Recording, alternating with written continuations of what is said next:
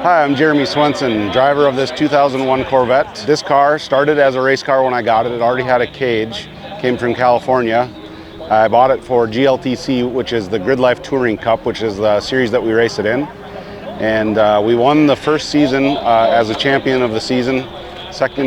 We came in third last year, and we're off to a good start this year. It started as a race car, and I thought I would just hop in and go, but I ended up rebuilding the whole thing before we even started. So it's just an LS6, and Comp Cam sent us a camshaft. We've got their shaft rockers, a bunch of their other parts as well that help keep the oil in the car where we need it. So one thing with the C5 is LS motors on high speed, I believe it's high speed right-handers like to oil starve. So we went with the daily dry sump system to help keep the car happy and keep that oil pressure up at all times. Another thing is the ABS system. The stock system's not great. We run a BMW MK60 and that solves the ice mode problems. Power steering likes to get hot in these cars, so I'm just working with, I've got a fan on a cooler, a dedicated cooler for that. Otherwise, we run G-Speed spherical bushings to dial in the handling with the Viking Performance shocks. So nothing really is too hard. This car is designed as a sports car. It's designed to be out doing this stuff. So that's a big leg up on competition. And I've never had a problem with a differential or a transmission braking outside of minor things. So they've been super reliable for me. We also run a face-plated transmission. This car came with it, and it's about one of the only pieces that I didn't really have to deal with too much. I ended up in there a couple times myself, but it wasn't too much. So otherwise, just custom exhaust. We run Apex Racing wheels with some pretty big Nexen tires right now. This series kind of goes back and forth on what tires are and aren't allowed, and right now these Nexens are kind of the cream of the crop. Almost everyone's on them now. We're running the big 295/40, so the sidewalls are huge. We ended up putting a new cage in this winter, and that's helped make me way more comfortable in the car. We got a Sabelt seat in it that fits a big guy like me, and then that cage is now built around me instead of whoever owned it before. So that's been a big help for comfort. So the reason I chose a Corvette in the first place is I don't fit in S2000s or Miatas. I'm a pretty big fella.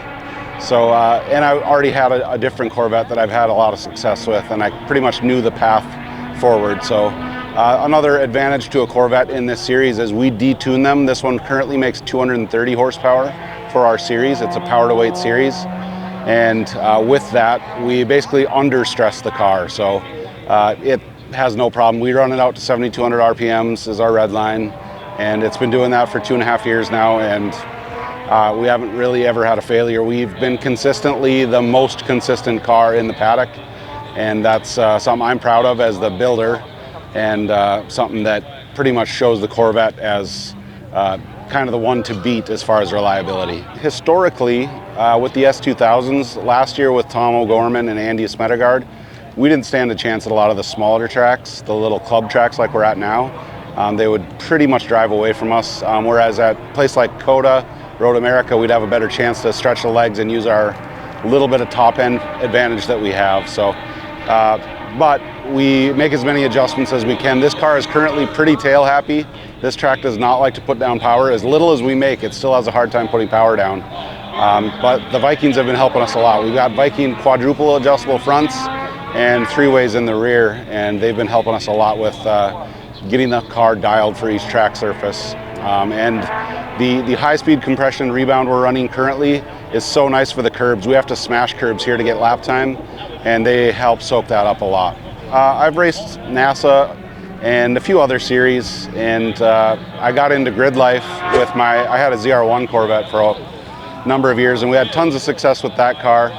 And I was already running grid life anyways, and then I saw they came out with the GLTC series, and I thought that looked like a brand new challenge that would be a blast, and also help me from keeping having to spend so much money on time attack. So we don't have to play horsepower wars anymore.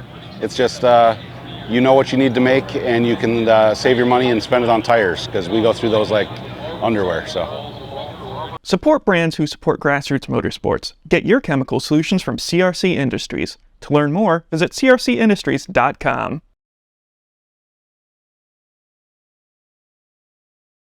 Want to see more content like this? Make sure to hit that subscribe button and like this video. And for more information, visit us online at grassrootsmotorsports.com.